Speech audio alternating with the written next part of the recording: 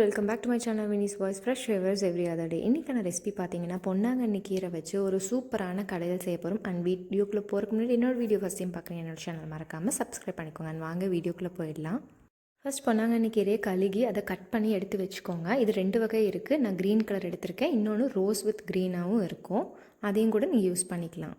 First பார்த்திங்கன்னா ஒரு கடாயில் வந்து 2 டம்ளர் பெரிய டம்ளராக தண்ணி ஆட் பண்ணி துவரம்பருப்பு கழுகி ஆட் பண்ணிக்கோங்க. அது கூட சின்ன வெங்காயம், அப்புறம் பச்சை மிளகா, காரத்துக்கு தகுந்த மாதிரி 2 பல் பூண்டு, ஒரு பிஞ்ச் மஞ்சள் தூள் ஆட் பண்ணிக்கோங்க. உங்களுக்கு வேணும்னா தக்காளி ஆட் பண்ணிக்கலாம், இல்லைனா ஸ்கிப் பண்ணிக்கலாம்.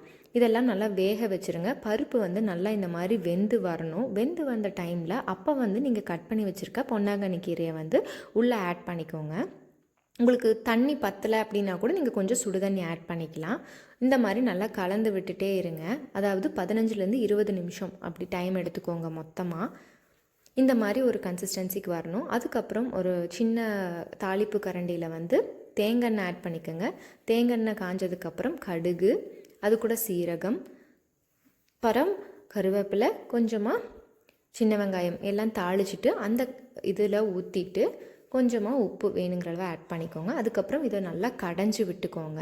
கடைஞ்சி விட்டு எடுத்திங்கன்னா super and tasty and also ஹெல்த்தியான பொன்னாங்கண்ணி கீரை பருப்பு கடையில் ரெடி ஆகிடுங்க.